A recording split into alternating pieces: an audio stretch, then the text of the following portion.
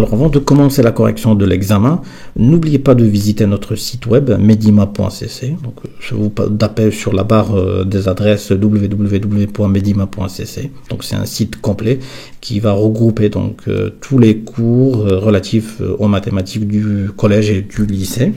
Donc comme vous le voyez, donc il y a des liens très intéressants. J'attire votre attention sur un giveaway donc, qui est lancé. N'oubliez pas de vous rendre sur le site et de cliquer sur le bouton je participe pour compléter le formulaire. Donc c'est un giveaway, donc il y a un prix, une PS5, une Xbox ou un iPad. Et on va voir si on va faire un seul prix ou deux prix ou trois prix. Vous cliquez sur je participe. C'est un bouton et vous allez tomber sur vous cliquez sur OK, donc c'est juste des cookies. Donc il y a un formulaire et il va falloir le compléter et vous participerez donc officiellement au tirage au sort de ce giveaway. Voilà, donc n'oubliez pas de compléter ce formulaire et n'oubliez pas que vous avez des liens pour deuxième année bac et aussi pour tout ce qui est intelligence artificielle. Alors bonjour les matheux, garçons et filles, sur cette nouvelle correction de l'examen, cette fois l'examen des mathématiques pour la troisième année collège, pour la région de Tanger-Tétouan, l'année 2022. Je vois que c'est un long examen, il comporte combien? 6 exercices. Combien de feuilles? 1, 2, 3, 4, donc 4 feuilles. En totalité, c'est 8 pages.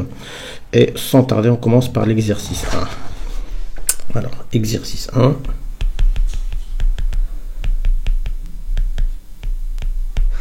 Alors là, c'est un exercice sur les équations, sur un système, un petit problème. Totalité de 5 points. Alors là, c'est une exception, parce que généralement, c'est toujours 2 à 3 points, mais là, c'est 5 points. Voilà, donc on commence par la première question.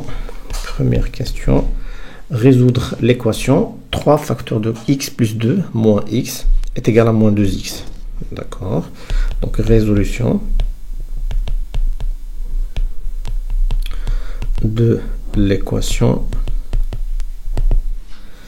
3 facteurs de x plus 2 moins 5 est égal à moins 2x. Très bien.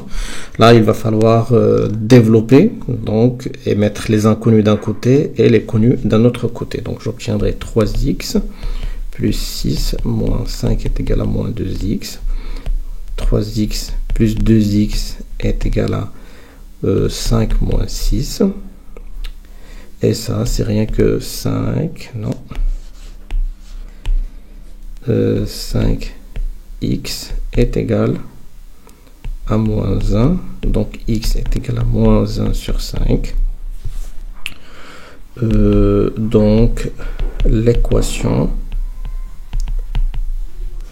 je vais la noter 1.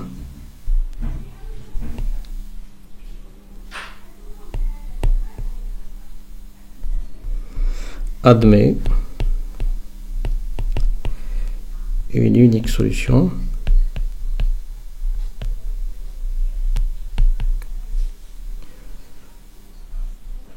moins 1 sur 5. Très bien. Donc, deuxième question petit b.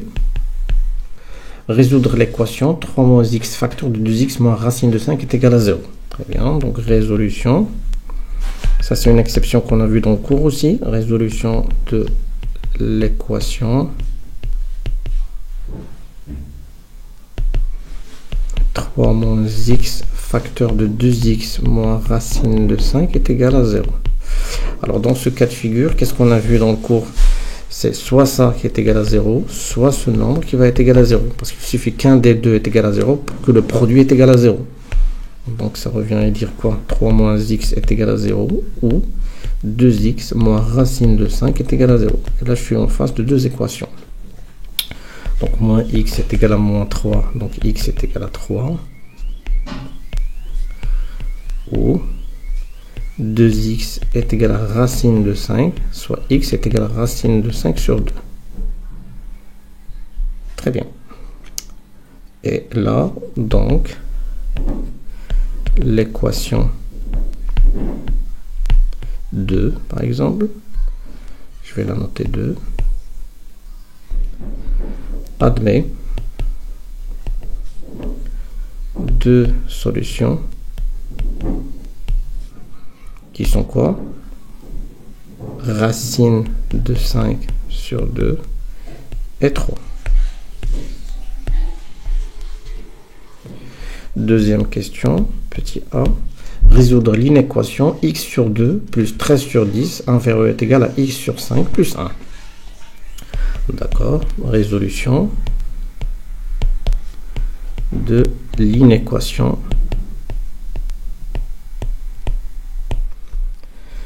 x sur 2 plus 13 sur 10 inférieur ou est égal à x sur 5 plus 1. Je vais la noter 3.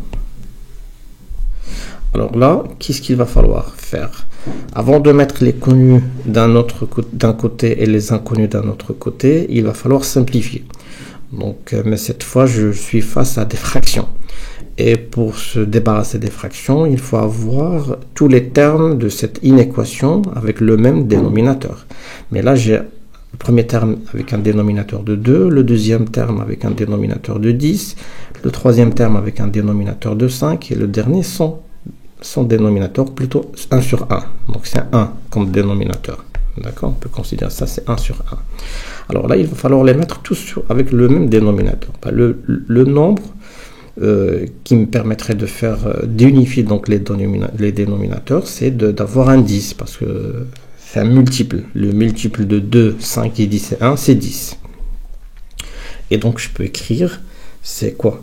En fin de compte, mon inéquation n'est rien que 5x sur 2 fois 5 plus 13 sur 10. Je la garde parce que moi je cherche un dénominateur de 10. Inférieur est égal à quoi? À 2 fois x sur 5 fois 2 pour avoir 10. Ici pour avoir 10, donc je multiplie par 10. Donc c'est 10 sur 10. D'accord? Donc j'ai ici un 10.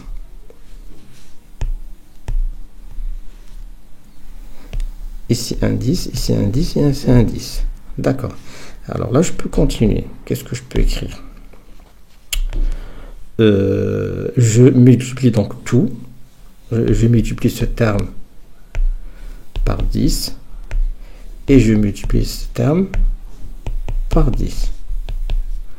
Pourquoi? Pour éliminer ce 10 avec ces 10 et ce 10 avec ces 10.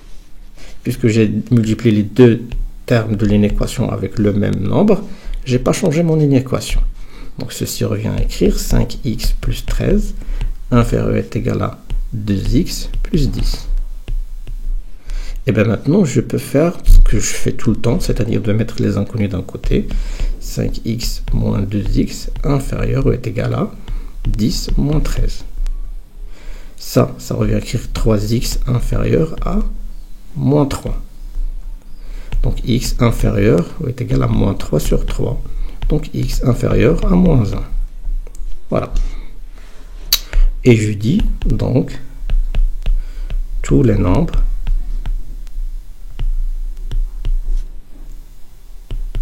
inférieurs, tous les nombres réels pour être précis, tous les nombres réels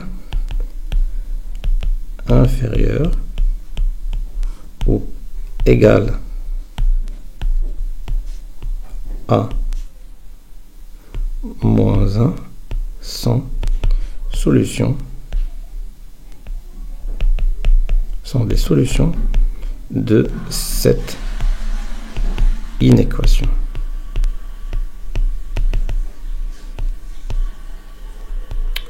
Voilà, c'est aussi simple que ça. Petit b, représenter les solutions sur la droite graduée. Très bien, donc je prends une règle. Je trace ma droite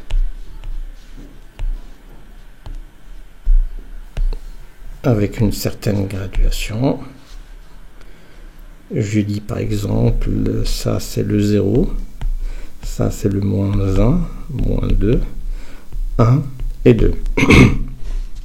Moi, ce qui m'intéresse, c'est l'ensemble des solutions qui est inférieur ou est égal à moins 1.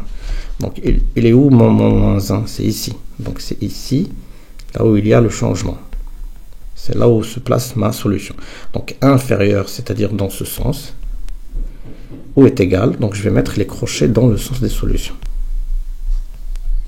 Je prends les règles et je trace l'ensemble des solutions. C'est ici. D'accord.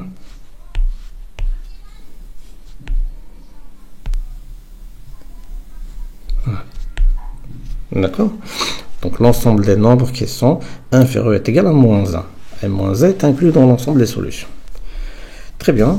Et on passe à la question qui suit. 3.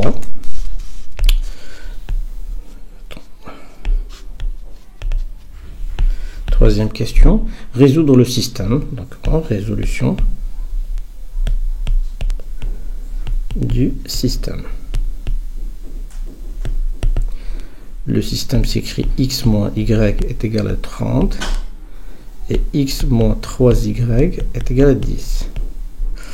Alors là, je sais que j'ai deux choix pour résoudre des systèmes, donc soit par une méthode graphique ou une méthode algébrique. Là, on ne spécifie pas. Je sais que la méthode algébrique, il y en a deux, la combinaison linéaire et la substitution. Donc la substitution, je vois que c'est la méthode qui me paraîtra la plus simple. Pourquoi? Parce que j'ai des inconnus qui ne sont pas multipliés par des nombres ou par des chiffres. Donc du coup, méthode choisie.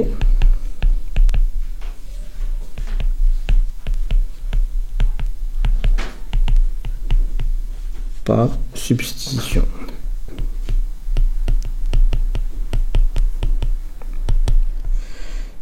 Et si je nomme ça la première équation et celle-là la deuxième équation, je peux dire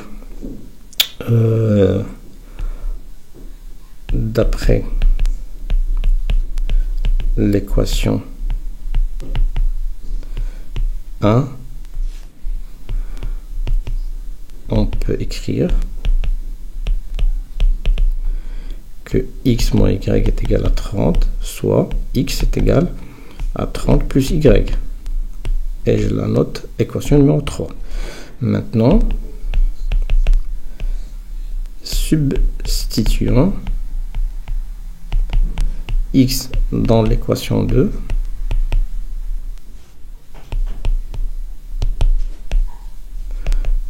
par l'expression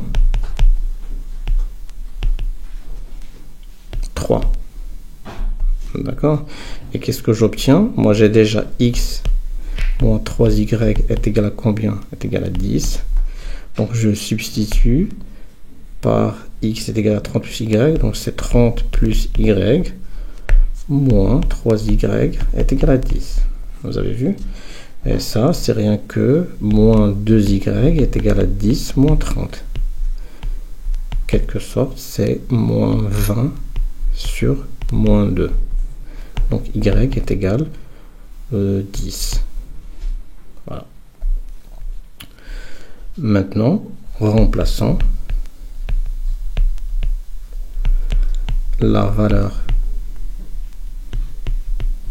y est égal à 10 dans l'équation 3 pour avoir x dans l'équation numéro 3. Qu'est-ce qu'on obtient? On sait déjà que x est égal à 30 plus y. Donc mon x n'est rien que 30 plus 10. Donc x est égal à 40. Ainsi, le système admet une seule et unique solution.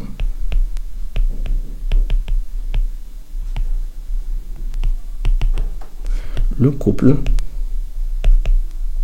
Quel couple? 40, 10. Voilà, on vient de résoudre notre système. Et on passe à notre question petit b. Donc c'est toujours lié à la même question, la question 3. Donc systématiquement, on va utiliser ce système pour ce petit problème. Résolution de problème.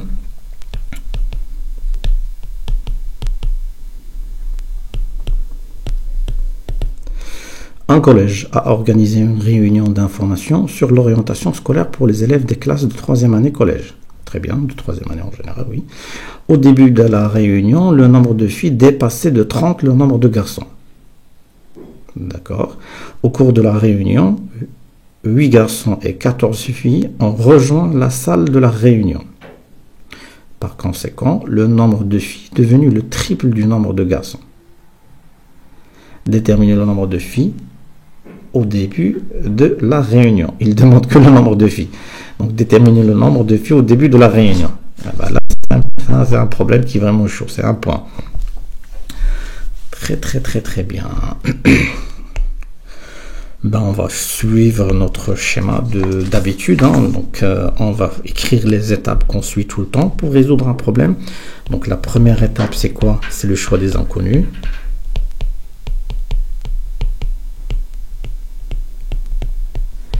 La deuxième étape, c'est la mise en système.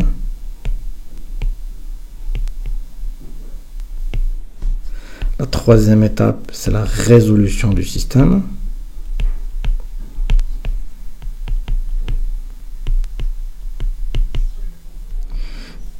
Et la quatrième étape, c'est le retour au problème.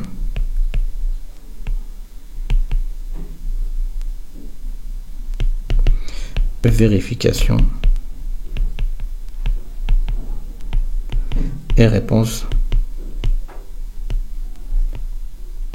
aux questions ou à la question que nous avons.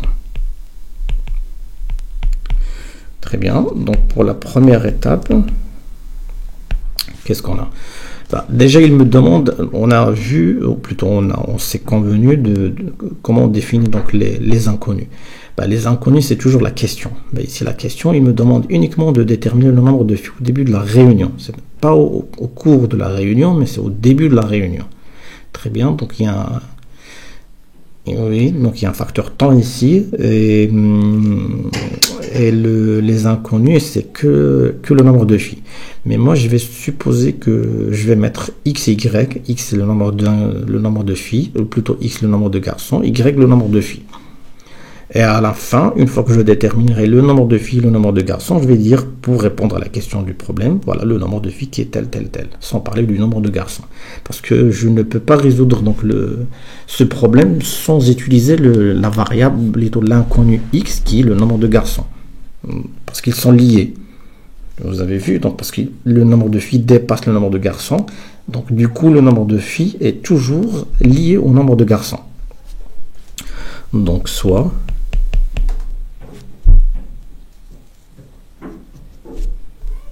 x, le nombre de garçons. Au début de la réunion, bien sûr.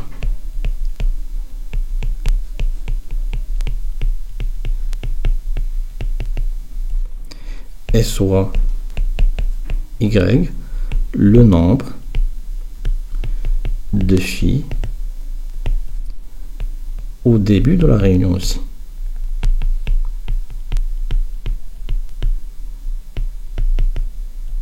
D'accord. Deuxième étape, c'est quoi? Eh bien, c'est la mise en système. Et on a vu que pour mettre en système donc un problème, il va falloir reprendre les phrases. Parce que généralement, vous allez trouver dans l'énoncé du problème deux phrases. La première phrase qui va être traduite en première équation et la deuxième phrase qui va être traduite en deuxième équation. Alors là, on nous dit que le collège a organisé une réunion. Au début de la réunion, on a quoi? Le nombre de filles dépasse le nombre de garçons de 30.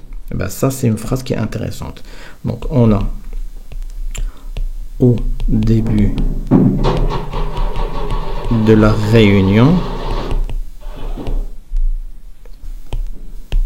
le nombre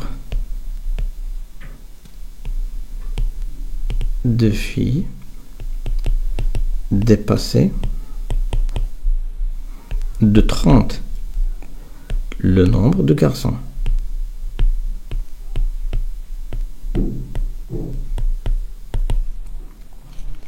Et ça, comment on peut l'écrire? Y, je sais que Y, c'est le nombre de filles. Mais le nombre de filles dépasse le nombre de garçons de 30. C'est-à-dire que X plus 30 est égal au nombre de filles. D'accord? Ça, c'est la première équation. C'est-à-dire que on va dire que X x moins y est égal à moins 30. C'est ça ma première équation. Très bien. Et qu'est-ce que je vois? Donc je vois cette première équation ne ressemble pas à mon système. La première, parce qu'il y a un changement de variable. Parce que moi, on a pris x le nombre de garçons, y le nombre de filles. Alors là, il va falloir inverser les variables. Ça, on va le faire à la fin. Et on reprend donc la seconde phrase. Et au cours de la réunion, on a 8 garçons et 14 filles. On rejoint la salle de la réunion. Par conséquent, le nombre de filles est devenu le triple du nombre de garçons. Là, il y a un changement de variable. Un changement de variable au cours du temps. Donc, on a, au cours de la réunion,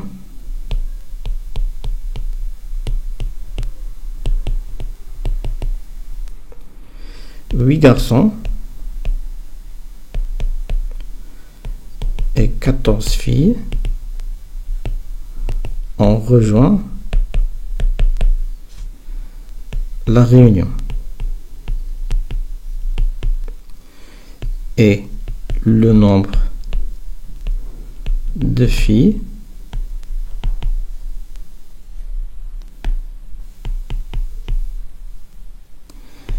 est devenu le triple du nombre de garçons.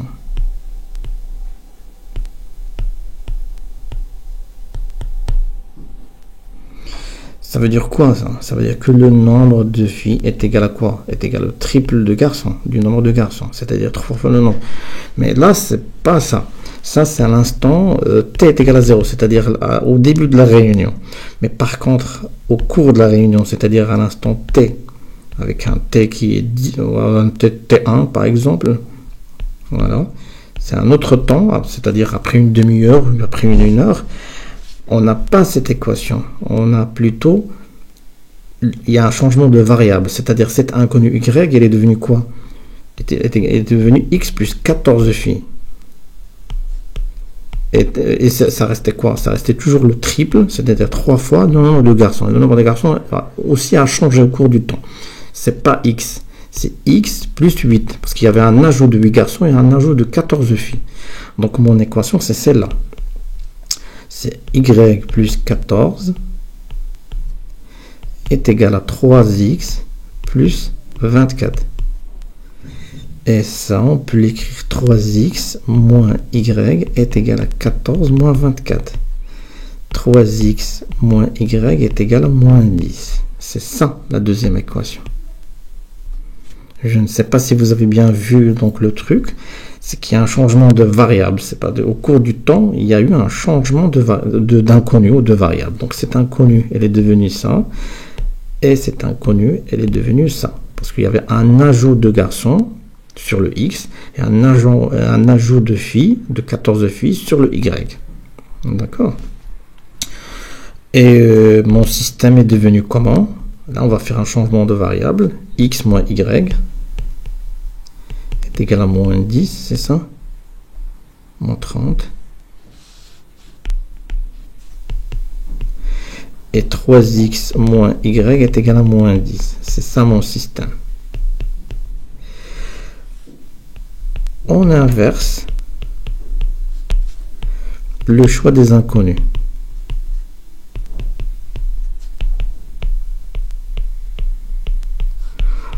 Pour avoir le système de la question 3a. Il n'y a pas de problème. Hein. Qu'est-ce que j'ai dit ici? On va faire une inversion sur le choix des inconnus. C'est-à-dire quoi? On a choisi x. On a choisi x, le nombre de garçons, et on a choisi y, le nombre de filles. Là, on va faire une inversion. On va dire que c'est l'inverse. On va dire que c'est x est le nombre de filles et y est le nombre de garçons. Donc, du coup, au lieu de mettre x est égal à x, on va dire x est égal à y et y est égal à x. D'accord? Qu'est-ce que j'obtiens? Donc mon nouveau système, c'est y moins x est égal à moins 10, moins 30, pardon. Moins 30. Et ici, 3y moins x. 3y moins x est égal à moins 10. C'est ça? Moins 10. Donc le système devient ça.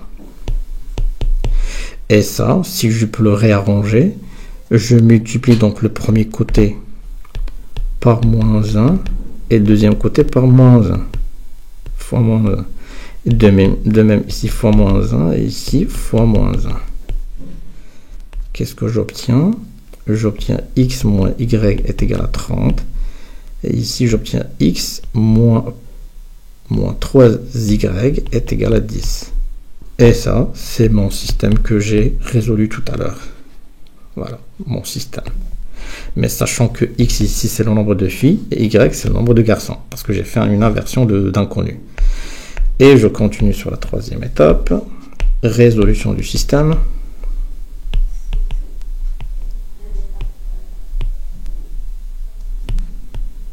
Et le couple, quel couple? C'est 40-10 qu'on a vu tout à l'heure, selon la question 3a. Maintenant, on va faire un retour au problème, vérification. Alors, on va vérifier tout ça. On a quoi au tout début? On a le nombre de filles dépasse le nombre de garçons de 30. C'est-à-dire que le nombre de filles est égal à 30 plus le nombre de garçons. Et là, qu'est-ce que j'ai? Le nombre de garçons, c'est combien? Le nombre de garçons, c'est 10. Parce que j'ai fait une inversion d'inconnu. Donc le nombre de garçons il est égal à 10, plus 30 est égal à combien? Est égal à 40. Et 40, effectivement, c'est la solution. Et ça vérifie. Donc 30 plus le nombre de filles, plus le nombre de garçons plus 30 est égal au nombre de filles qui est de 40. On va voir la seconde. On a quoi? On a le nombre de filles est égal au triple de nombre de garçons, mais avec un changement de variable. C'est-à-dire, il est à combien? Il est à 10 plus 8 fois 3 est égal à combien? C'est 18 fois 3. Et 18 fois 3, ça fait combien? 18 fois 3, 54. Et le nombre de filles, c'est y, plutôt x cette fois, c'est 40 plus 14. Parce qu'on a rajouté 14 filles. 40 plus 14, c'est 54. C'est vérifié pour les deux. Donc la vérification, elle est correcte. Donc pour moi, le nombre de filles, c'est 40 et le nombre de garçons, c'est 10. Maintenant, réponse aux questions. Ainsi, le nombre de filles au début de la réunion est 40 filles. C'est tout. Il me demande que le nombre de filles. D'accord? Voilà, donc c'est un problème assez chaud. Et on passe à l'exercice numéro 2. Exercice numéro 2.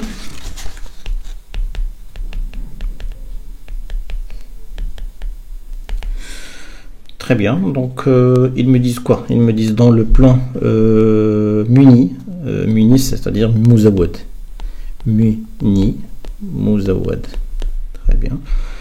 Muni d'un repère orthonormé OIJ, on considère les points A de couple de coordonnées 0, 5, le point B de couple de coordonnées 3, 1 et le point C de couple de coordonnées 3 sur 2, 1 sur 2.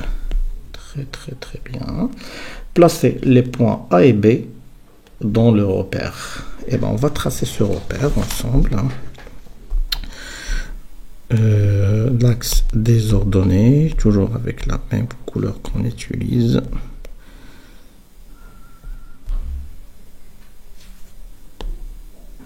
L'axe des abscisses.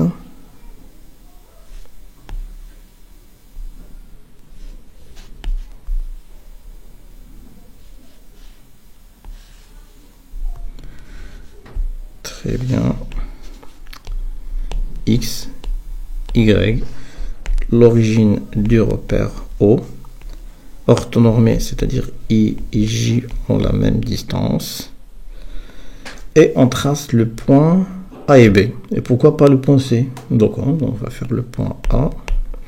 Alors le point A c'est 0,5, donc c'est 0 sur l'axe des abscisses, et je monte de 5 unités, donc 1, 2, 3, 4 et 5, c'est ici le point A. Le point B c'est 3 unités sur l'axe des abscisses, donc 1, 2 et 3, et je monte d'une unité sur l'axe des ordonnées, c'est ici. Très bien, ça revient à faire l'intersection des deux droites qui passent par 3 et 1. D'accord. Et qu'est-ce qu'on va tracer le point C aussi, hein? 3 sur 2 c'est un demi. 3 sur 2 c'est un 1,5. 1 ici. C'est ici 3 sur 2. Et un 1,5. C'est ici c'est 0,5. 1 sur 2. Donc l'intersection de ça et ça, c'est ce point ça. C. Ouais. Très bien, on vient de tracer les 3 points, il n'y a pas de souci. Et on continue. Deuxième question. Petit a, déterminer les coordonnées du vecteur AB. Donc les coordonnées du vecteur AB. Ça on l'a vu, hein? Donc AB, c'est quoi? La règle, c'est XB moins XA et YB moins YA. Pourquoi? Parce que le vecteur AB est composé de 2 points, le point A et le point B. Le point A, c'est l'origine, le point B, c'est l'extrémité. Moi, je fais toujours l'extrémité moins l'origine, l'extrémité moins l'origine. Ça, c'est réglé. J'applique tout ça. Donc, le vecteur AB, c'est XB 3 moins XA, c'est 0. YB, c'est 1 moins YA, c'est 5. Donc le vecteur AB n'est rien que 3 moins 4. Calculons la distance. Question classique, toujours après le calcul des coordonnées du vecteur. Donc la distance, calculons la distance AB. La distance AB selon le cours, c'est quoi? C'est la racine de quoi? De XB moins XA à la puissance 2 plus YB moins YA à la puissance 2. C'est aussi le couple de coordonnées du vecteur AB à la puissance 2. C'est-à-dire que je prends le premier couple, c'est-à-dire 3 à la puissance 2, c'est ça. Et j'ajoute moins 4 à la puissance 2, et je fais la racine. C'est ça. Donc je prends cette valeur du vecteur AB, sans passer par les calculs que j'ai déjà faits. Donc AB est égal à quoi?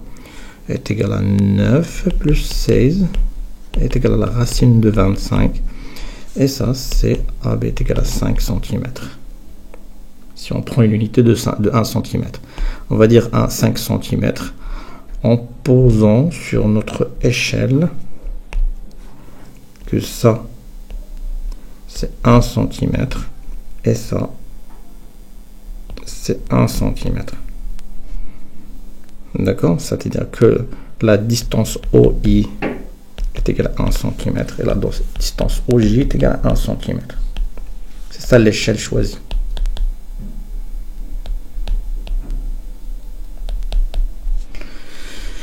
D'accord. Troisième question. Soit delta à la droite d'équation réduite, y est égal à moins 3x plus 5, et montrer que les points A et C appartiennent à delta. D'accord, montrant que A et C appartiennent à delta. On a l'équation réduite de delta qui est égale à quoi? Y moins 3x plus 5. On a le couple de coordonnées du point A qui est quoi? C'est 0,5. Couple de coordonnées du point C, 3 sur 2, 1,5. Donc, comment je vérifie que les points appartiennent à cette droite? C'est simple. il va falloir prendre l'équation réduite de delta, y est égal à moins 3x plus 5, et de remplacer le x par xa, et calculer y. Si y effectivement est égal à ya, le couple de coordonnées de A vérifie l'équation de delta. S'il vérifie, il appartient à cette droite. D'accord? Donc ça est égal à quoi? Moins 3 fois xa qui est 0 plus 5 est égal à 5. Et 5, c'est quoi 5? 5, c'est ya est égal à ya. Donc xa a vérifié, ou plutôt le couple de coordonnées xa, ya, on vérifie l'équation réduite. D'où A appartient effectivement à delta. On va faire de même pour le point C. Y est égal à moins 3xc plus 5. Donc je calcule. Moins 3 fois 3 sur 2 plus 5 est égal à quoi? Est égal à moins 9 sur 2 plus 10 sur 2. C'est-à-dire 1 sur 2. Et 1 sur 2, c'est quoi? C'est YC.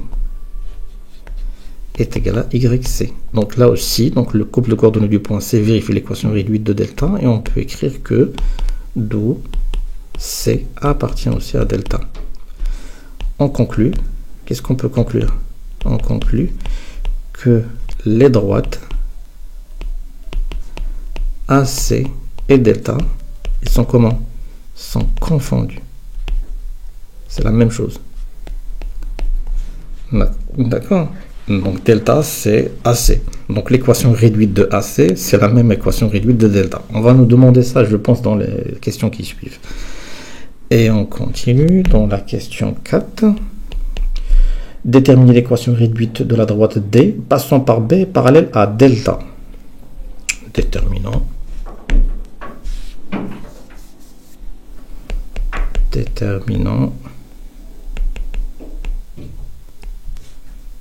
l'équation réduite de D. Alors, on a D et delta sont parallèles. Ça veut dire quoi? C'est-à-dire, ils ont la même pente.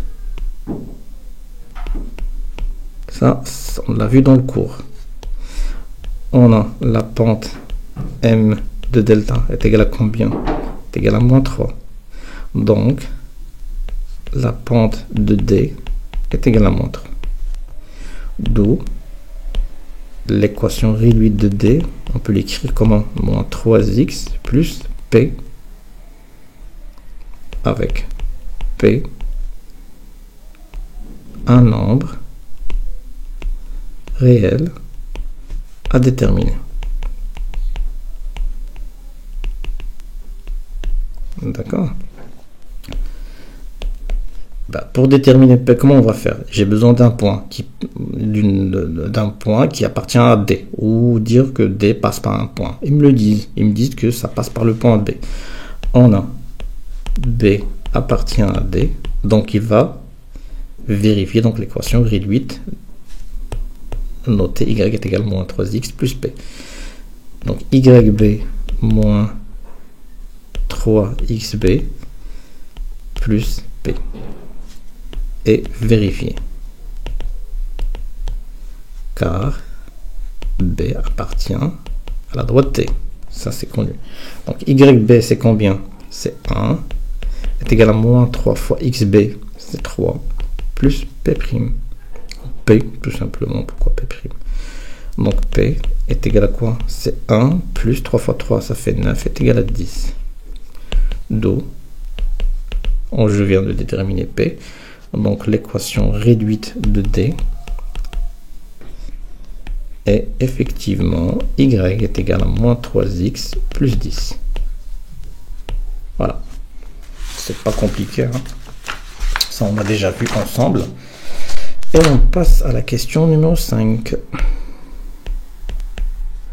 Montrer que C est le milieu des segments OB. Ah d'accord, voilà pourquoi on ne l'a pas tracé. Donc, si là on a un segment OB et C c'est le milieu de ce segment. Oui, effectivement. Voilà.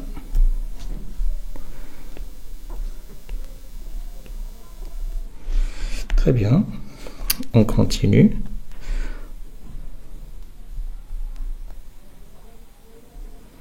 La droite delta, c'est la droite AC. Je peux même tracer la droite AC. Voilà. Pour faire joli, hein. Donc A et C, c'est comme ça.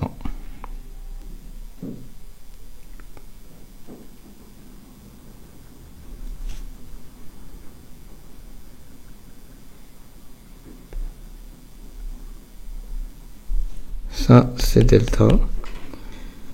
Et en même temps, c'est D. C'est AC. Y est égal à moins 3x plus 5.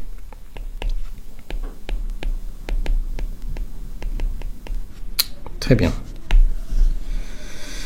On continue sur la question 5. Montrer que c'est le milieu du segment OB. Tac. Montrant que C est milieu du segment OB. Pour montrer que c'est milieu du segment, on va calculer donc le milieu de OB. Le couple de coordonnées du milieu de OB, c'est rien que XO plus XB sur 2, YO plus YB sur 2. Ça, on l'a vu dans le cours. On va faire une application directe. C'est 0 plus XB. XB, c'est 3. Donc sur 2. Y0, c'est 0. Plus YB, c'est 1 sur 2. Et ça, c'est effectivement 3 sur 2. 1 sur 2. Ainsi, le milieu de OB est le point de coordonnées 3 sur 2, 1 sur 2, qui est le point C. Voilà. Pas plus compliqué que ça. Sixième question. Petit a. Montrer que le coefficient directeur de OB est 1 sur 3. Montrant que le coefficient ou la pente, que le coefficient directeur ou la pente, c'est la même chose, hein, de OB, la droite OB, est 1 sur 3. Selon la règle ou selon le cours, qu'est-ce qu'on a vu? La pente de la droite OB est égale à quoi? Déjà, la droite, elle est nommée par deux points, qui est le point O et le point B. Donc, je vais utiliser les couples de coordonnées du point O et du point B. Et la règle selon le cours, c'est YO moins YB sur XO moins XB. Vous allez me dire, oui, mais pourquoi vous avez commencé par O et pourquoi vous n'avez pas commencé par B? C'est la même chose, même si on inverse. YB moins YO sur XB moins YO. XO, pardon. XO. Ça va me donner le même résultat. Donc la pente de la droite OB, j'utilise celle-là ou celle-là, c'est la même chose. Donc YO c'est 0 moins YB c'est 1 sur 0 moins XB. XB c'est 3. Est égal à 1 sur 3. Voilà. Donc la pente ou le coefficient directeur de OB c'est 1 sur 3. Très bien. Petit b, en déduire que delta est la médiatrice du segment OB. Déduisons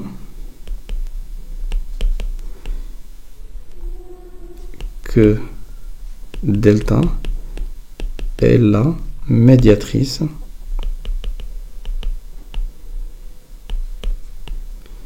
du segment OB. Pour dire que delta est médiatrice de OB, qu'est-ce qu'on doit vérifier?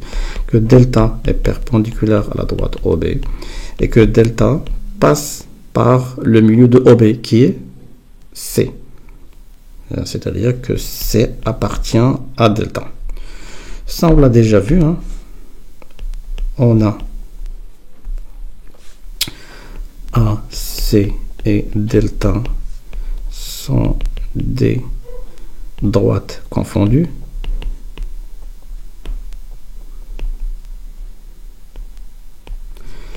donc on a ce qui appartient à delta. Ça c'est vérifié. Donc maintenant il va falloir que delta est perpendiculaire à OB. Pour dire ça, qu'est-ce qu'il va falloir vérifier? On va vérifier les pentes. Vérifions la pente, ou plutôt on va dire le produit. Pour rester dans le cours, le produit, vérifions le produit des deux pentes de delta et de OB. On a quoi?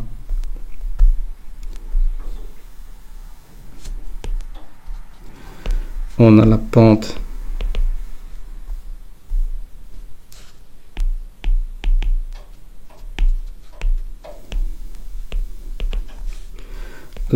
de delta, c'est égal à quoi? C'est égal à moins 3. Et on a la pente de OB, on vient de le déterminer, c'est le coefficient directeur, c'est 1 sur 3. Et M de delta fois M de OB est égal à moins 3 fois 1 sur 3 est égal à moins 1.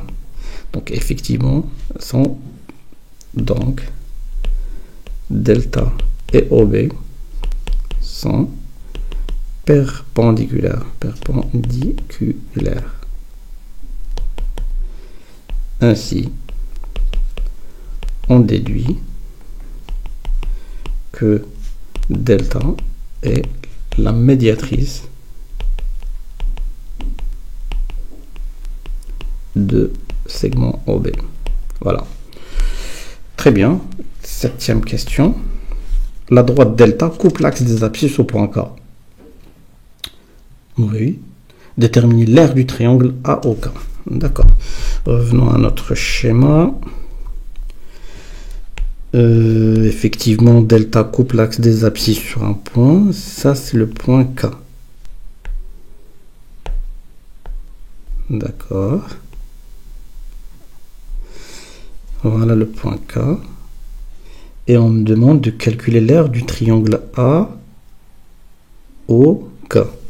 D'accord. On va le tracer avec une autre couleur pour montrer un petit peu. Voilà. AO. OK. Et KA.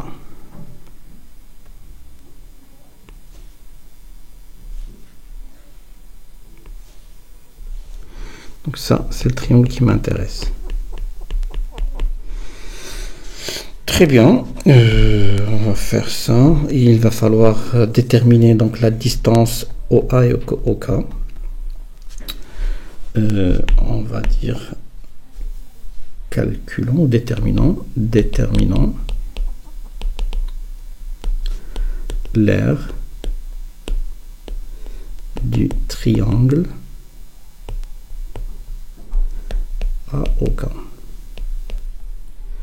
L'aire de triangle AOK, c'est quoi?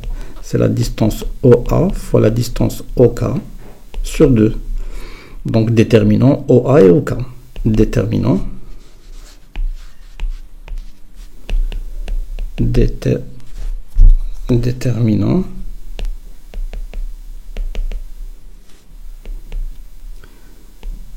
OK. OA.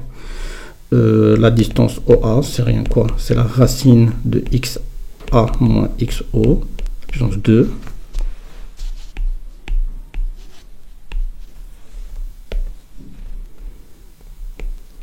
Plus YA moins YO à la puissance 2. XA, c'est combien? XA, c'est 0,5. XA, c'est 0, donc c'est 0 moins 0 à la puissance 2. YA, c'est 5 moins 0 à la puissance 2. Et bien, tout ça, c'est 5. Donc OA, c'est 5 cm. Maintenant, déterminant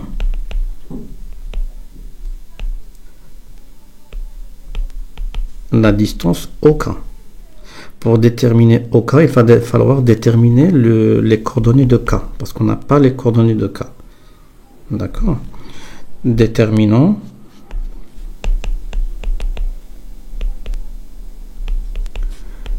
les coordonnées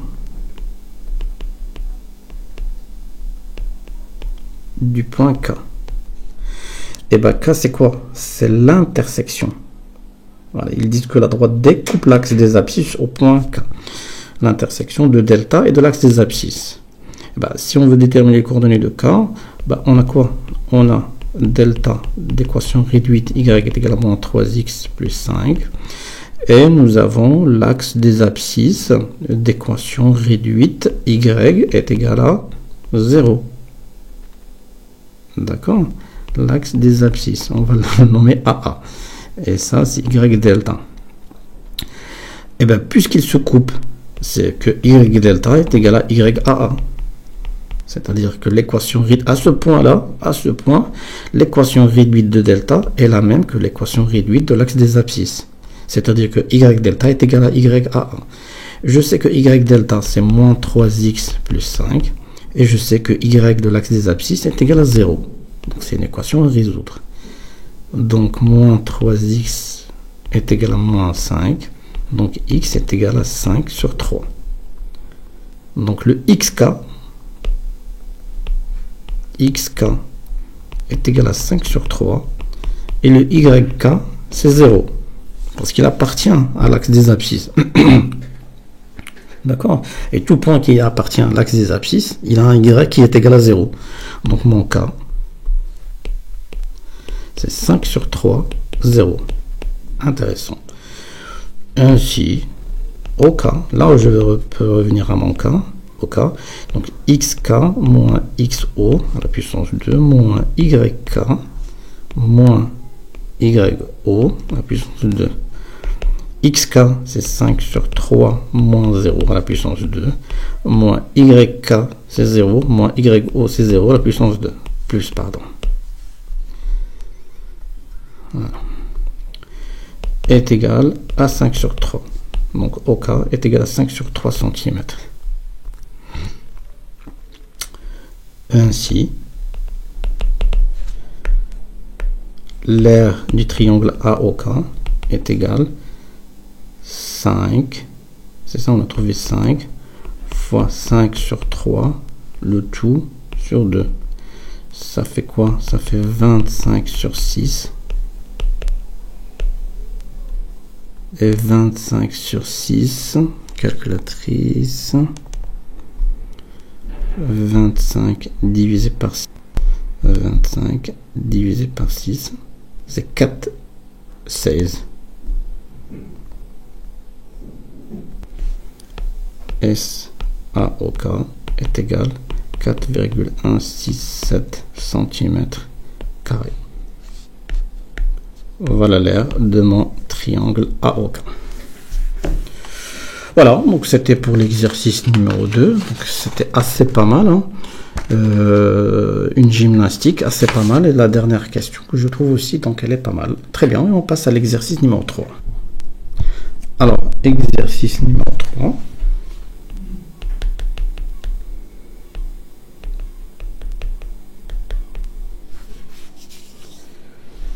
Le plan est muni d'un repère OIJ. Très bien. D'accord. On considère la fonction linéaire f telle que f de moins 1 est égal à 7, f de moins 3 est égal à 7, et montrer que f de x est égal à moins 7 sur 3x. D'accord. Montrant, on va dire montrant que f de x est égal à moins 7 sur 3x. Ben, c'est simple, on a f est une fonction linéaire d'après le cours. Hein. Ainsi, f de x s'écrit comment? Ax avec a est un nombre réel à déterminer.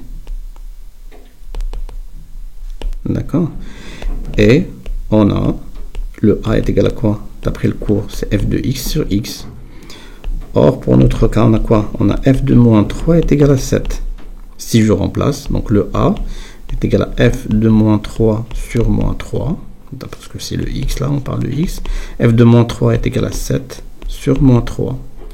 Effectivement, A est égal à moins 7 sur 3. Ben, si je le remplace dans la première expression, donc f de x est égal à moins 7 sur 3x.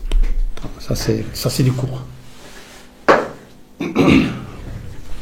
On continue. Deuxième question. On considère la fonction affine g. Donc, fonction affine g et fonction affine déterminée par g de x est égal à 3x moins 4. Très bien. Calculer l'image de 1 par la fonction g. Ça, c'est classique. Et je suppose qu'ils vont me demander de calculer l'image d'un nombre. Plutôt le nombre dans l'image est quelque chose. Ben, c'est le cas, oui. Donc, A, calculons g de 1. Alors, on a g de x qui est égal à 3x moins 4. Je remplace, donc g de 1 est égal à 3 fois 1 moins 4, c'est moins 1. Donc g de 1 est égal à moins 1. Petit b, calculons, cette fois c'est pas g de quelque chose, mais c'est le g de x est égal à 5. Ça on l'a vu, c'est l'inverse. Là, c'est à moi de déterminer donc l'image de 1 par la fonction g, mais cette fois c'est moi de déterminer x, image, dont l'image par g est 5. D'accord? C'est-à-dire g de x est égal à 5. Donc j'écris g de x est égal à 5 est égal à 3x moins 4. Ça revient à résoudre l'équation. 3x moins 4 est égal à 5.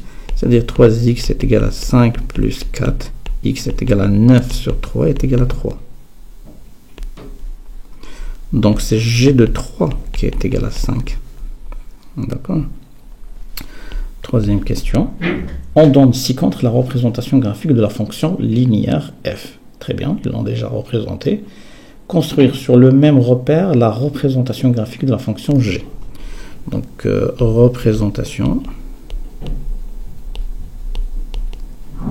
graphique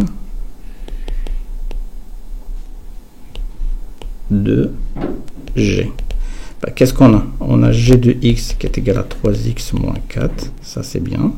On a g de 1 qui est égal à moins 1, et on a g de 3 qui est égal à 5. C'est ce qu'on a trouvé, c'est ça. Ben, en utilisant ces éléments, qu'est-ce que je peux conclure?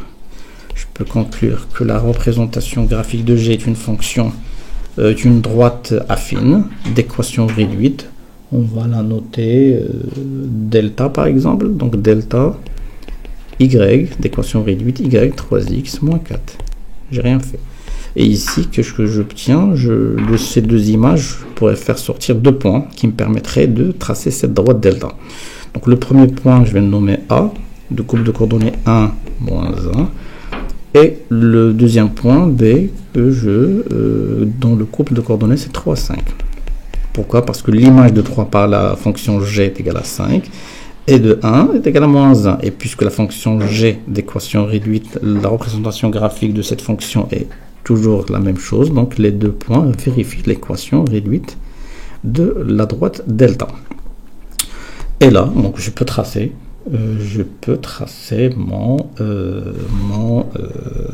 ma droite. L'axe des ordonnées, comme d'habitude, on va faire ça rapidement. L'axe des ordonnées. L'axe des abscisses. Non, qu'est-ce que c'est ça? Voilà.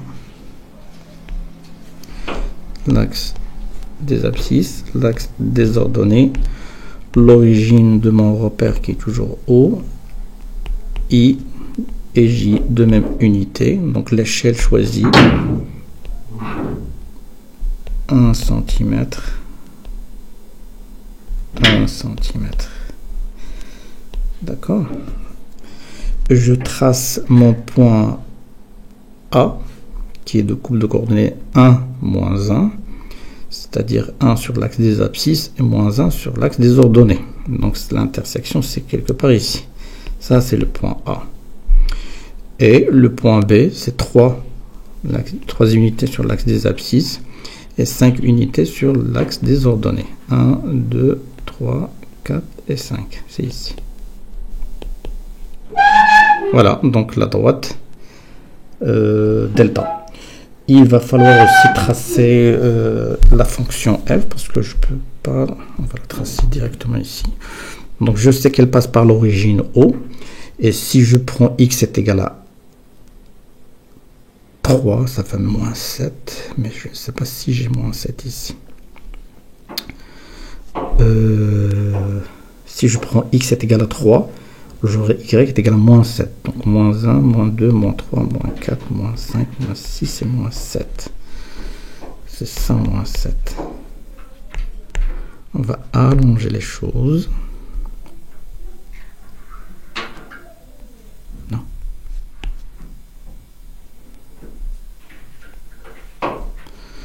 Voilà. Je reprends f de x, comme ça on va pas faire des bêtises. Donc f de x est égal à moins 7 sur 3x. Donc elle passe par l'origine du point O. Pourquoi? Parce que f de 0 c'est 0. Et si je fais f de 3, c'est moins 7.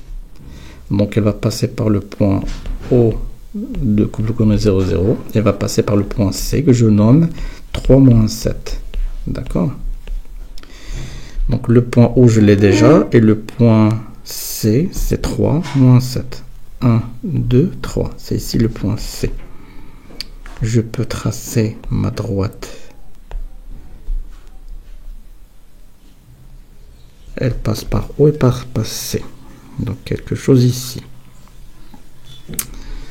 D'accord. Donc quelque chose de ce genre. Voilà. Et la droite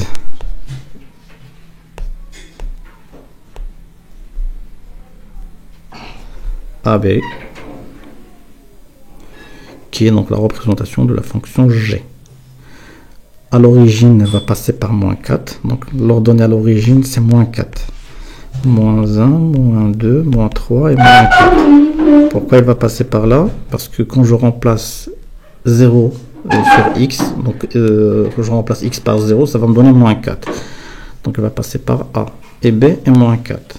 3 points, c'est encore plus précis de tracer cette droite.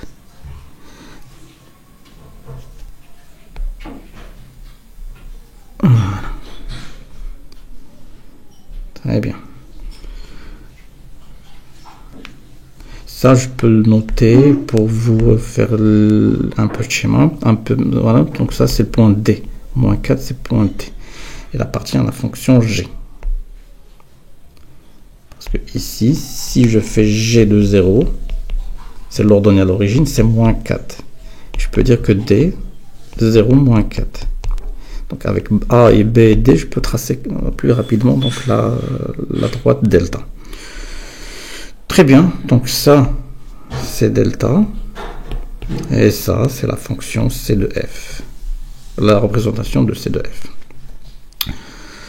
Il y a une intersection ici. Et je ne sais pas si on me demande de la calculer ou pas. Ouais, donc on va la faire ensemble après. Très bien. Donc là, on vient de faire la représentation non seulement de la fonction delta, de la fonction G, aussi de la fonction F. On a vu que ça passe par le point C, par le point O. Ça passe aussi pour la fonction G, ça passe par A, et B et D. Très bien, donc on continue. Résoudre l'équation suivante. Petit b. Résolution de l'équation. L'équation, si vous la voyez un petit peu, ce n'est rien que la fonction f et la fonction g. D'accord? Donc moins 7 sur 3x est égal 3x moins 4. On va faire comme si c'est comme si il s'agit d'une simple équation. Donc moins 7 sur 3x moins 3x est égal à moins 4. Ça, c'est moins 7 sur 3 moins 9 sur 3 le tout x est égal à 4. Ça fait moins... Oui, ça fait combien? Ça fait moins 16 sur 3x est égal à 4.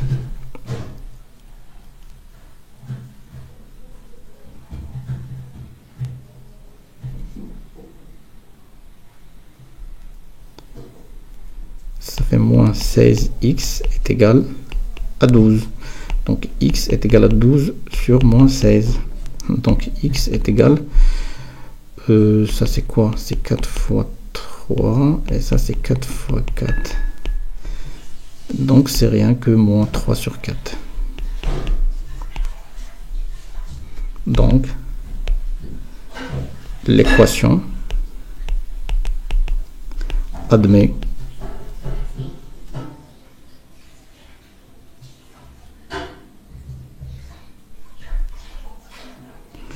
ici c'est moins 4, pardon, moins 4, moins 4, moins 12, moins 12, moins, donc est égal à 3 sur 4, effectivement. L'équation admet une seule, unique solution 3 sur 4. Très bien. En déduire les coordonnées, la question petit c. En déduire les coordonnées du point d'intersection des deux représentations graphiques des fonctions f et g. Donc l'intersection, déduisons les coordonnées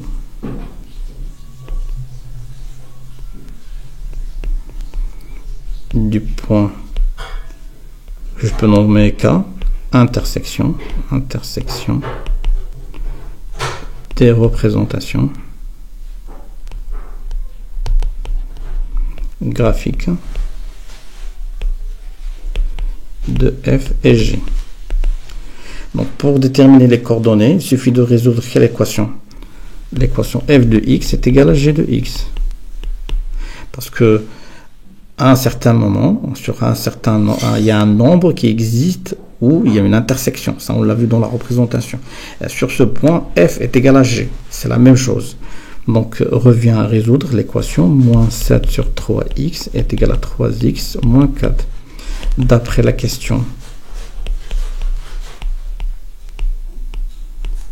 Question 3b. Elle admet une unique solution. Qui est quoi? Qui est 3 sur 4. Donc, xk, parce qu'on l'a nommé k, est égal à 3 sur 4.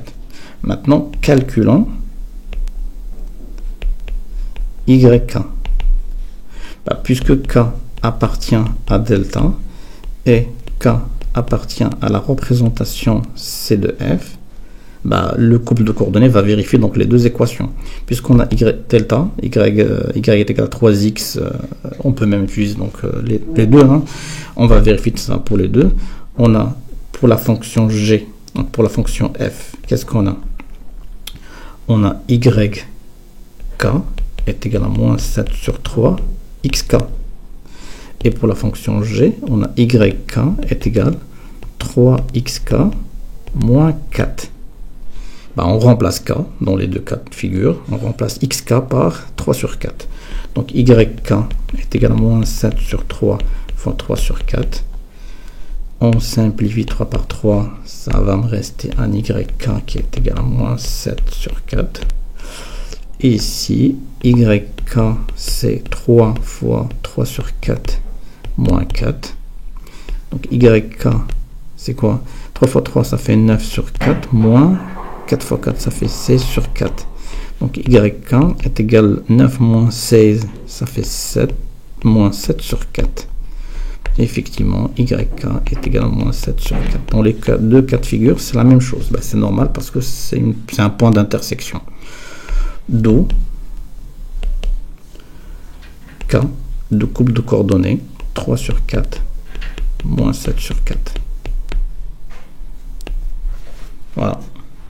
on vient de déterminer donc le couple de coordonnées du point d'intersection des deux représentations, le point K. On peut même le mettre sur ici, hein. On peut l'écrire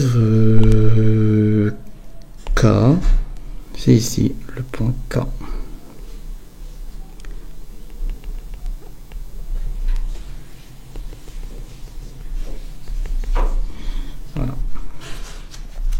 Voilà, donc c'était pour l'exercice 3 et on passe à l'exercice numéro 4. Alors, exercice 4. Exercice 4. Très bien. Première question. Sur la figure, MNP culon est un rectangle de centre O. Très bien. Et OMPE est un parallélogramme. D'accord. On considère la translation petit t. Donc on a la translation petit t de vecteur OP. Ça c'est noté. Première question. Construire sur la figure le point F l'image du point N par la translation t. D'accord. Donc construction du point F, image du point N par la translation petit t. Alors là, qu'est-ce qu'on peut écrire? On a vu dans le cours, si on a un point qui image d'un autre point par une translation quelconque selon un vecteur quelconque, on peut dire que le vecteur de cette translation, c'est-à-dire OP, va être égal à quoi? À NF. Donc là, la translation va me transformer le point O en P, c'est la translation, c'est le vecteur de la translation, et du même temps, ça va me transformer le point N en F. Donc l'image du point N par la translation est le point F. Et qu'est-ce qu'on peut déduire de tout ça? Avec ça, on écrit tout le temps que OP est égal au vecteur NF, plutôt la distance. La distance OP va être égale à la distance NF. Et qu'est-ce qu'on peut dire aussi? Que OP FN est un parallélogramme. Et OP FN est un parallélogramme. Et bien, si OPFN est un parallélogramme, on a montré que OP, le vecteur OP est égal au vecteur NF. Il me reste un autre vecteur, c'est ON qui est égal à PF. Et on a aussi le vecteur ON qui est égal au vecteur PF. Ça, c'est des déductions, des conclusions qu'on tire une fois qu'on a un parallélogramme. Vous vous rappelez du cours. Si ON est égal à PF, on a aussi avec les distances qui sont égaux. ON qui est égal à la distance PF. Voilà. Et en se basant sur ça, et sur ça, qu'on peut tracer notre point F, image du point N. Et on va faire le traçage de tout ça. On va sortir notre outil de dessin. Alors, déjà, c'est un rectangle. Donc, on a MNP culon, un rectangle. On trace notre rectangle. D'accord. Voilà. On dit un petit peu. On va faire une petite rotation. Hein. Tac. On va le caler un petit peu ici. Très bien. Alors là, on va nommer les sommets. On a ça.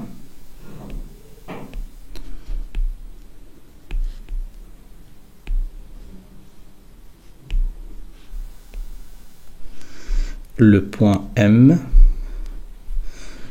Ici, c'est le point N. P. Et Q. Très bien. Et nous avons le centre O de ce rectangle. Donc il va falloir tracer les segments MP et le segment QM. Très bien. Ben, l'intersection n'est rien que le centre. C'est le point O. Voilà. Et nous avons ONPE est un parallélogramme. ONPE est un parallélogramme. S'il s'agit d'un parallélogramme, on va utiliser donc le compas pour mesurer la distance ON qui va être égale à la distance PE.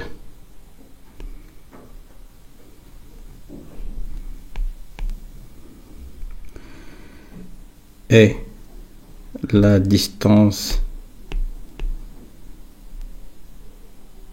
NP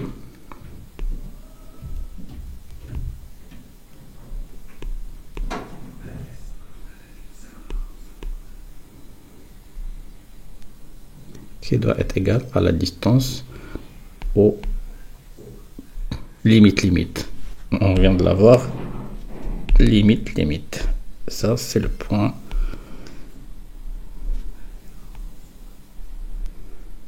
E. Et on trace notre segment EP comme ils l'ont tracé. On peut tracer aussi le segment OE. Voilà le schéma. Quoi d'autre? Qu'est-ce qu'on peut tirer de tout ça? Alors, qu'est-ce qu'on peut dire? On a la distance,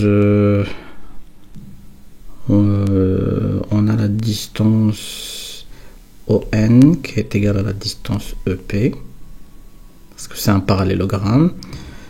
Et nous avons la distance OP qui est égale à la distance MO, qui est égale aussi à la distance QO, et qui est égale à la distance OM, parce que les deux diagonaux se groupent sur le point O, et les deux diagonaux sont égaux. Donc, les segments qui en résultent, c'est des segments qui sont égaux. D'accord? Très bien. C'est intéressant cette représentation. Et on trace notre point F. Alors, les distances qu'on a, c'est OP est égal à NF. On a OP qui est égal à NF. Et la distance ON qui est égale à PF. ON qui est égal à PF. Et bien, on va se baser sur ça pour tracer notre point F. Alors, OP qui est égal à NF. Voilà O et voilà P. Je verrouille donc le compas et je cherche NF. C'est quelque part ici. D'accord? Et je cherche quoi d'autre? Le point, plutôt la distance ON. Voilà. Je verrouille, c'est toujours la même distance. Parce que OP est égal à ON, qui est égal à PF. Très bien. Là, c'est le point F. Et je peux tracer mes segments avec une autre couleur.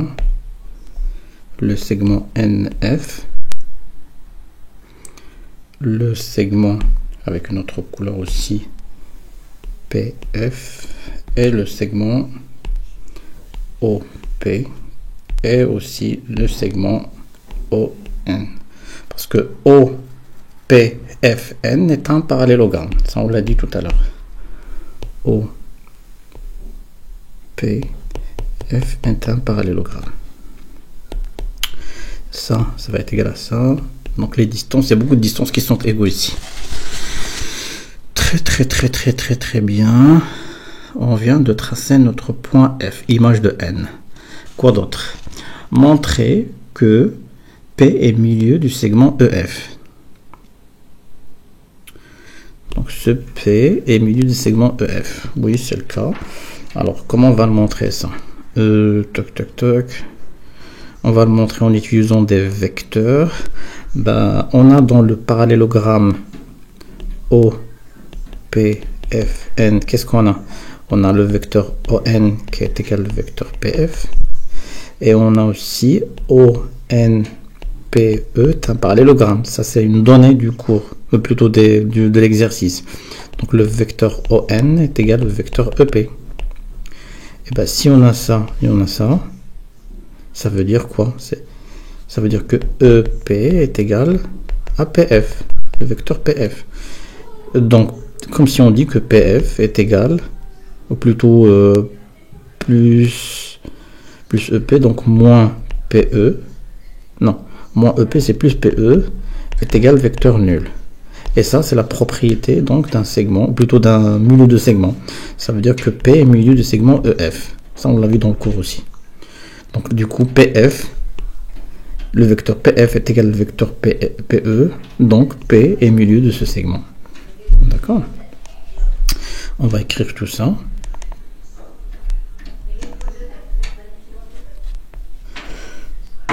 Deuxième question, montrant que P est milieu du segment EF. Dans plutôt pas dans, mais on va dire on a O PFN est un parallélogramme.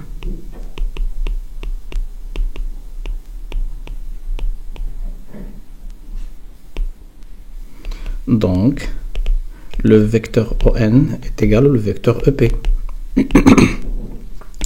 Et on a ONPE est un parallélogramme selon les données de l'exercice.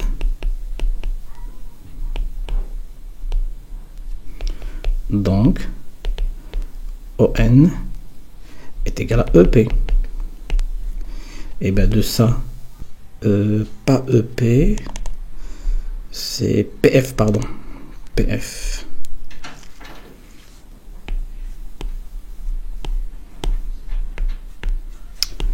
PF. Et de ça, donc, on conclut que PF est égal à EP. C'est-à-dire que PF est égal à moins PE. C'est-à-dire que PF plus PE est égal à vecteur nul. Et ça, c'est la propriété d'un milieu de segment. EF, et vous avez le P. Donc le vecteur EP plus le vecteur PF est égal à vecteur nul. Donc, P est milieu du segment EF.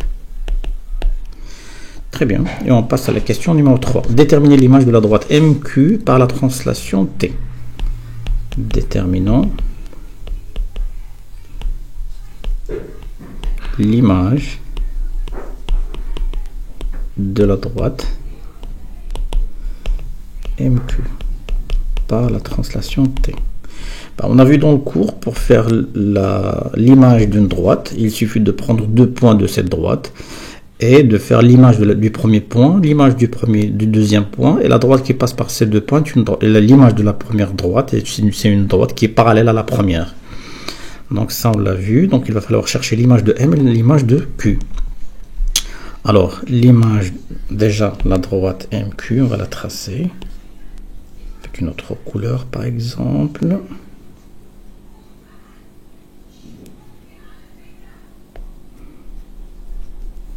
MQ. L'image de M, l'image de M par OP, c'est O. Ça, c'est facile à montrer, parce que O, c'est milieu du segment MP. Et Coulomb, l'image de Coulomb par OP, c'est E. Mais avant de montrer que l'image, il va falloir montrer que Coulomb OPE est un parallélogramme. C'est le cas. D'accord. Donc l'image. Voilà. Donc l'image de MQ. La droite MQ, c'est la droite OE.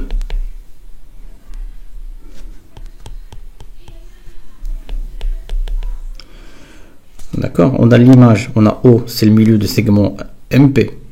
Donc on peut dire que le vecteur OP est égal au vecteur MO. Mais par contre, il va falloir montrer aussi que OP est égal à QE. Et pour montrer que OP est égal à QE, il va falloir le prouver, c'est-à-dire dire que Q ln OPE est un parallélogramme. Mais puisqu'on a quoi? On a, on a montré tout à l'heure, hein. On a ONPE est un parallélogramme, on a le vecteur ON qui est égal au vecteur EP, et puisque ON est égal à QO, parce que c'est O c'est milieu du segment QN, donc EP est égal à QO, EP est égal à QO. Et si QO est égal à EP, donc c'est un parallélogramme, et du coup, QE est égal à OP. Donc l'image de Q, c'est E. D'accord? Très très bien, intéressant cette dernière question, mais au moins c'est un demi-point. Ben voilà, pour ceux qui veulent vraiment avoir 20, il va falloir pas rater cette question aussi. D'accord? Alors, on a quoi? On a O et milieu du segment MP. D'accord? Car O est centre du rectangle. Donc, on écrit quoi? Donc, le vecteur MO est égal au vecteur OP. Ça, ça c'est facile. On peut même dire que OP plus OM est égal au vecteur nul. Et on peut dire que OP est égal à moins OM est égal à MO. Donc, même on peut le prouver ça. D'accord? Ça, c'est noté. Donc, l'image de M est O. Très bien. Ça, c'est montré. Maintenant, reste à montrer l'image de Q est E. Ben, on a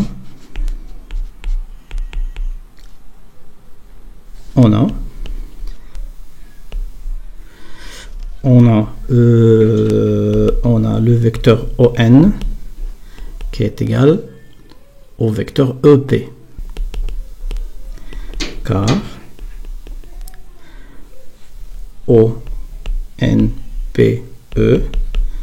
est un parallélogramme.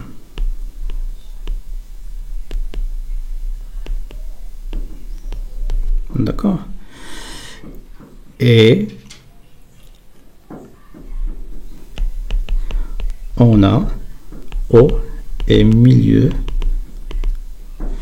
du segment QN. Ça, on l'a vu. Pourquoi? Parce que car O est centre du rectangle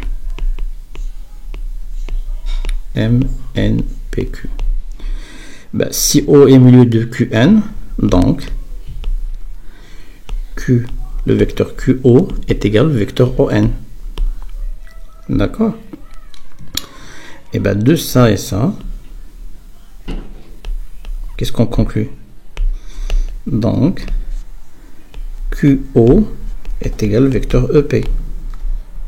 Et si QO est égal à EP, QOPE est un parallélogramme. Soit QOEP est un parallélogramme. Donc QOPE est un parallélogramme. On vient de montrer que QO est égal à EP. Il me reste QE qui est égal à OE. Soit aussi le vecteur QE qui est égal au vecteur OP. Et c'est ce que je cherche. Donc, l'image de Q par la petite translation T et le point E. Ainsi, l'image de la droite MQ et la droite OE parallèle entre eux. Voilà. Très intéressant cette question.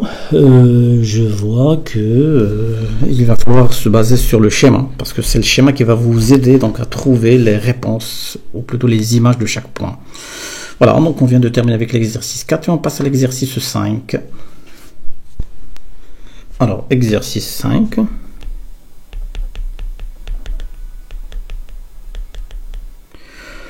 Pour recruter de nouveaux employés, d'accord, l'administration d'un complexe touristique a interrogé des candidats à propos du nombre de langues qu'ils parlent. D'accord, donc ils recrutent des personnes, des employés pour le complexe touristique, un hôtel ou là je ne sais pas, des candidats qui parlent بزاف ديال اللغات وداروا إحصاء. Donc les résultats sont donnés dans le tableau suivant. Le nombre de langues, il y en a ceux qui parlent une langue, deux langues, trois langues, quatre langues, cinq langues, c'est des petites valeurs croissantes, très bien, donc c'est une suite statistique discrète en valeur. L'effectif, c'est-à-dire le nombre de candidats, il y en a qui n'est pas, donc 7 candidats qui parlent une seule langue, et ainsi de suite, jusqu'à une seule personne qui parle 5 langues, c'est normal. Pas c'est normal, mais c'est statistiquement parlant, c'est comme ça. Donc, plus vous augmentez donc le plafond des compétences, plus il y a moins de gens, tout simplement. Et voilà, donc c'est un tableau il me demande aussi de calculer l'effectif cumulé. Et la première question sur 0,25 points, déterminer le nombre de candidats interrogés. Et bien le nombre de candidats interrogés, c'est que l'effectif total. Donc l'effectif total, ça me revient à faire la sommation de tous les effectifs pour chaque caractère. Donc c'est 7 plus 14 plus 6 plus 2 plus 1. Donc déterminant le nombre de candidats interrogés.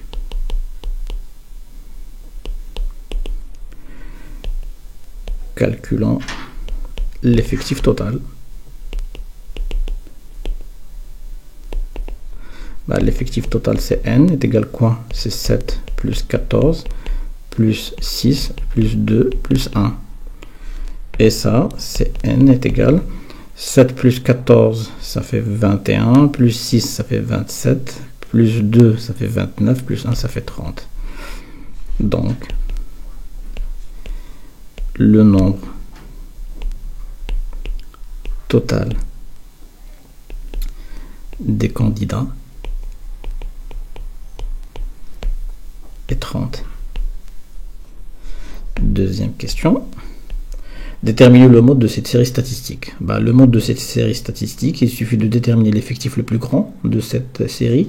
Et là, l'effectif le plus grand, c'est 14. Et ça correspond à quoi comme valeur du caractère, c'est-à-dire le nombre de langues, c'est 2. Donc, le mode de cette série statistique est 2. Donc, déterminant le mode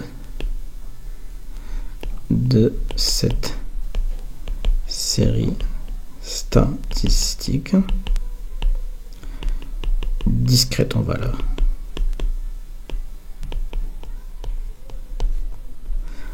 On a l'effectif le plus grand, c'est quoi? Et 14. La valeur du caractère qui correspond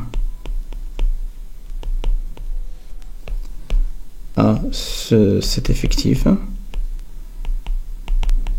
qui est 14 et 2.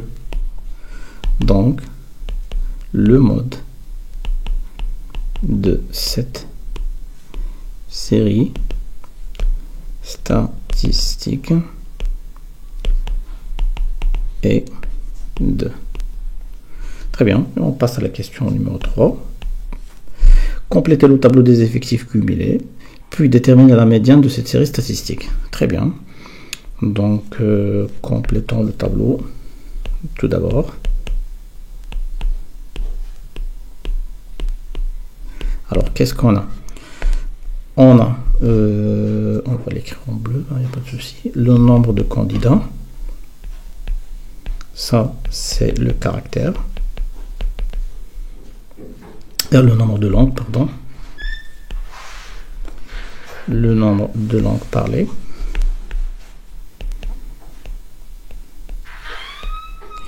Et nous avons l'effectif, qui est le nombre de candidats. Et l'effectif cumulé.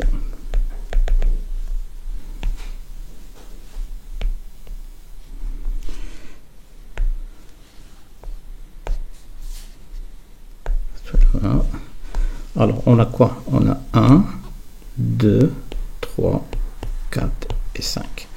7, 14, 6, 2 et 1. Bah, l'effectif cumulé, comment je vais le calculer?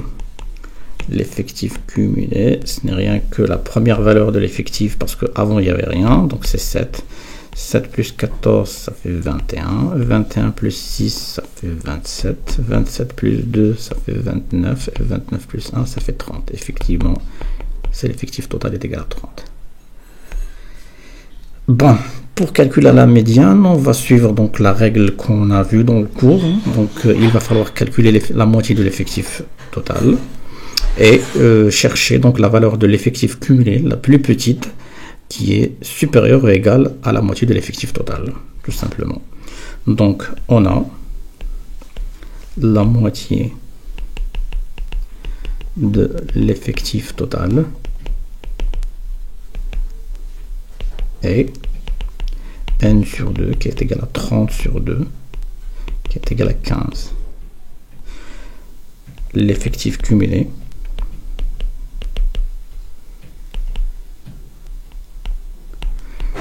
le plus petit qui est supérieur ou égal à 15, c'est-à-dire la moitié de l'effectif total. Et c'est quoi? Est-ce que 7 est supérieur ou est égal à 15? Non. 21 supérieur, 27 supérieur, 29 supérieur, 30 supérieur. Ben, lequel je vais prendre de ces 4? Ben, je vais prendre le plus petit. Donc c'est ça la définition. Le plus petit c'est 21. Donc et 21. Et ben maintenant j'ai pas encore terminé. Donc le caractère, ou plutôt la valeur du caractère, qui correspond à cet effectif total, effectif cumulé, pardon, et 2. Bah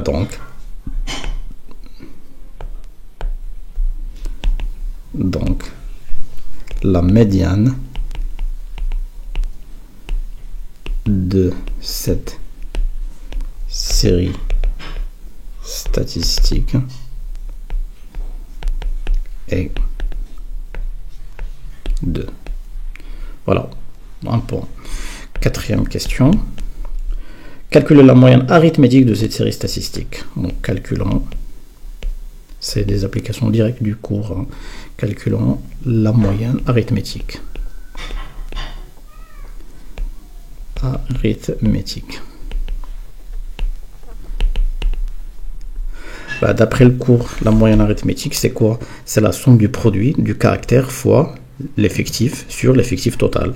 Donc en quelque sorte, c'est 1 fois 7 plus 2 fois 14 plus 3 fois 6 plus 4 fois 2 plus 5 fois 1 sur l'effectif total qui est de 30. Donc la moyenne, 1 fois 7 ça fait 7 plus 28, 3 fois 6 ça fait 18, 4 fois 2 ça fait 8, 5 fois 1 ça fait 5 et le tout sur 30. Je sors ma calculatrice. Alors, 7 plus 28 plus 18 plus 8 plus 5 divisé est égal à, voilà, divisé par 30, 2.2. Donc la moyenne arithmétique est 2,2. Donc si on suppose, pas en noir hein, quand même, si on suppose que tous les candidats parlent le même nombre de langues, bon, ils vont parler 2 langues et quelques poussières de langue. Donc, ce qui n'est pas logique. On va dire qu'ils parlent tous 2 langues, à part une personne qui va parler donc 3 langues pour faire un total qui est correct. Ben, voilà pour l'exercice 5, c'était assez facile, donc une application directe de ce qu'on a vu dans le cours. Et on passe directement à l'exercice 6. Alors, exercice 6, c'est de la géométrie dans l'espace. Exercice numéro 6.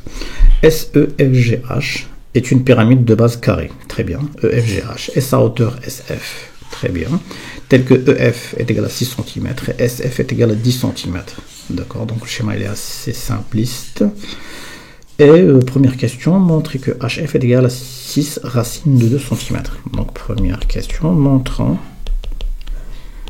que la distance HF, c'est la diagonale du carré, qui est égale à 6 racines de 2 cm. On va faire un petit schéma, comme d'habitude. On a un carré et on a une hauteur. Ça, c'est le sommet. S, F, G, H et E.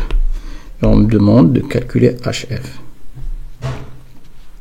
Ben, j'ai déjà EF qui est égal à 6 cm, puisque HGEF est un carré, donc tout ça c'est 6 cm. D'accord. Et SF, ça est égal à 10 cm. Il faut rappeler que ça c'est un angle rectangle parce que c'est un carré, et la hauteur elle est perpendiculaire au plan. C'est pour cela que je l'ai tracé comme ça. D'accord. Donc c'est facile de calculer HF. On a HGFE est un carré. Donc, selon le théorème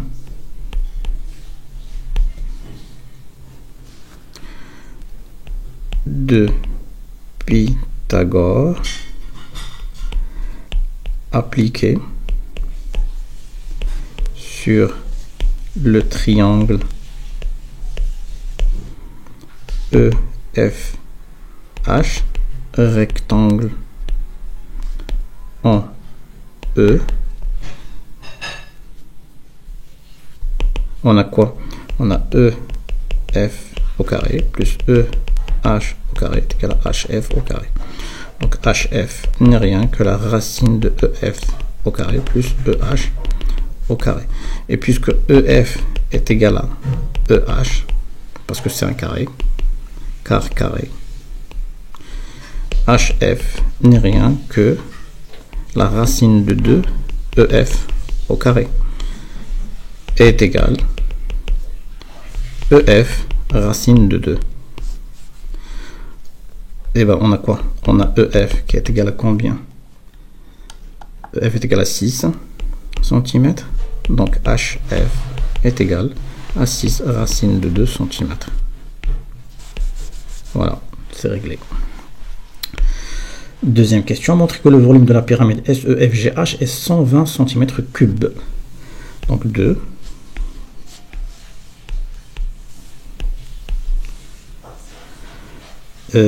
Montrant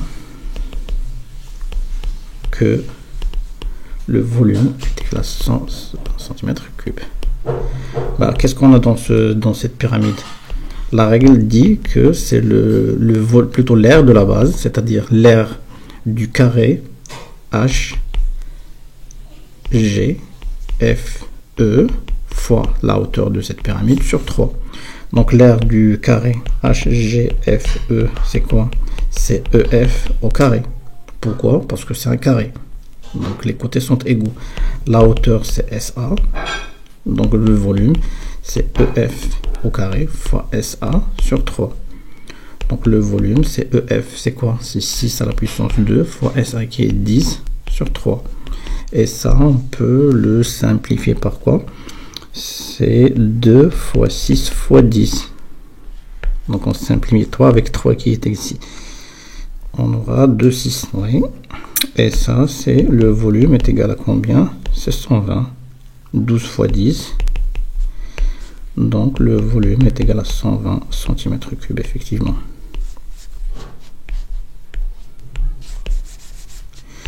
Très bien. Troisième question. Petit a. La pyramide SRTUV est une réduction de la pyramide SEFGH. Sachant que le volume de la pyramide stéroïde V' est égal à 15 cm3, déterminez K le rapport de réduction. Donc déterminons le rapport de réduction K. Qu'est-ce qu'on a vu dans le cours? K est un rapport de réduction. On travaille avec des volumes, donc on va le porter à la puissance 3. Et est un rapport de réduction, donc je vais le multiplier par quoi? Je vais le multiplier par le grand volume. Et ça est égal le petit volume. C'est simple. Donc K à la puissance 3 est égal à V' sur V. V' c'est 15, V c'est 120, c'est 5 fois 3 est égal à 15, et 120 ça fait combien? Ça fait 3 fois 40, et 40 c'est 8 fois 5. Donc je simplifie 5 avec 5, 3 avec 3, ça me reste 1 sur 8.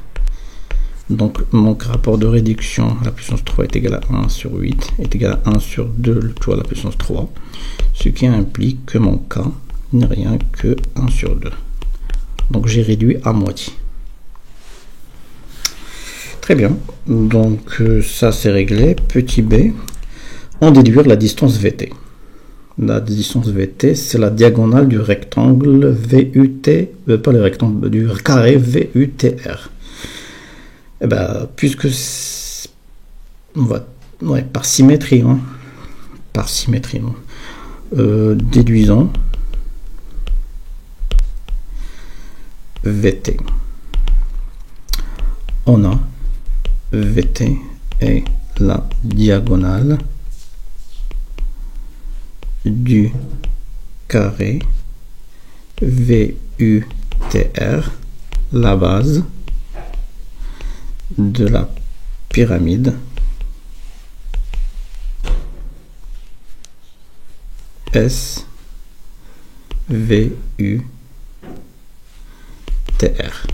D'accord?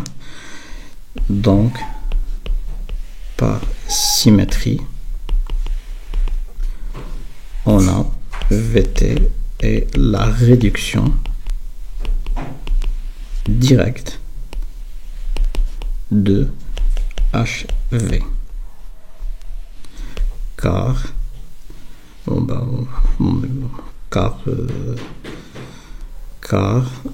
SVUTR est la réduction de la grande pyramide de SHGFE. Voilà. D'où, d'après le cours, on a le coefficient de réduction. On travaille avec les distances, donc c'est à la portée à la puissance 2, fois la grande distance qui est HF, est égale à la petite distance qui est VT. Donc VT est égal à 1 sur 2 à la puissance 2, fois HV, qui est 6 racine de 2, est égal à 6 sur 4 racine de 2. Et ça, c'est rien que 3 sur 2. VT est égal à 3 racine de 2 sur 2. Centimètres, bien sûr. Ben voilà. On vient de répondre à la dernière question. Il n'y a pas d'autres questions. Voilà, donc généralement c'est un examen qui demande quand même, qui demande du temps. Pour moi, pour les élèves de 3e année, si vous voulez avoir 20 sur 20, il faut être vraiment très très rapide, être très concentré. Je dirais que le problème était un problème assez difficile. La géométrie dans l'espace c'était facile, les fonctions aussi. À part donc les vecteurs et les translations, c'était un peu délicat. Mais félicitations pour ceux qui ont eu 20 pour cet examen, parce que c'est pas donné, c'est pas des questions qui, voilà, il y a des questions qui sont classiques, mais pour avoir 20, il faut vraiment être vraiment calé en maths. Bah, félicitations pour ceux qui ont eu 20. Sur ce, je vous dis merci pour votre abonnement sur cette chaîne. N'hésitez pas de participer pour le giveaway. Une fois que vous passez votre examen de cette année, n'oubliez pas de me l'envoyer par mail ou de me contacter pour m'envoyer faire la correction directement sur la chaîne. Sur ce, je vous souhaite bon courage et à la suite d'une correction d'un nouveau examen pour demain ou après-demain.